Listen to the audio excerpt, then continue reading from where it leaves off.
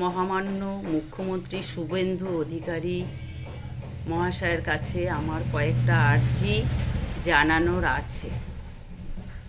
তো আমি সেটা বলছি, যদি আমার কথার মধ্যে কোনো ভুল ত্রুটি থাকে প্রথমে তার জন্য ক্ষমা প্রার্থনী। আমার কথাগুলো হচ্ছে যে আমাদের যে মেয়েদের ভাতা বিভিন্ন ধরনের দেওয়ার ব্যবস্থা আছে, ছিল, এখনও হয়েছে আরও উন্নত ধরনের। তো সেটা খুবই ভালো ব্যবস্থা।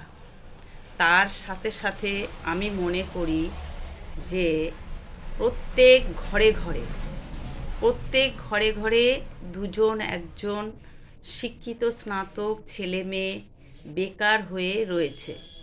তাদের প্রত্যেকের একটা চাকরির বিশেষ প্রয়োজন, যেটা তারা বেকারত্বের জন্য নিজেদের দেশ ছেড়ে বিদেশে, বাইরের দেশে তারা চাকরির জন্য চলে যাচ্ছে। এটা তার পরিবারের পক্ষে খুবই ক্ষতিকারক, কারণ তার মা, বাবা, ভাই, বোন, সন্তান প্রত্যেককে ছেড়ে তাকে বিদেশে চলে যেতে হচ্ছে নিজের পরিবার সংসারকে ছেড়ে। তাতে প্রত্যেকেরই একটা বেদনাদায়ক কষ্টের, যে তারা একে অপরকে ঠিকভাবে দেখাশোনা করতে পারে না।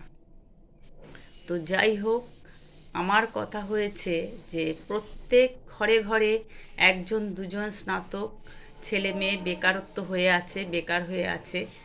আমি চাই তাদের একটা দেশের মধ্যে চাকরির ব্যবস্থা যাতে মহামান্য মুখ্যমন্ত্রী করে দেয় প্রত্যেকটা শিক্ষিত ছেলে মেয়েকে, তাতে আমার মনে হয় খুবই উপকৃত হয়।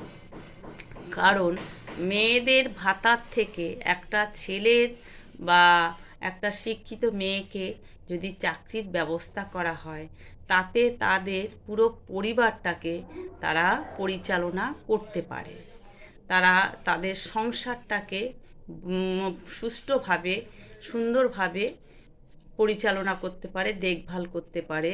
বৃদ্ধ বাবা মা, ভাই বোন বা স্ত্রী সন্তানকে সুস্থভাবে তাদের রাখতে পারে। তো সেই হেতু মেয়েদের ভাতার থেকেও আমার মনে হয় এই চাকরিটা খুবই জরুরি। তো সেই কারণেই আমি বলছি যে আমাদের এই মেয়েদের ভাতার সাথে সাথে যদি প্রত্যেকটা স্নাতক ছেলে মেয়েকে তাদের উপযুক্ত চাকরি দেওয়ার ব্যবস্থা করা হয়, তাহলে খুবই উপকৃত হয়।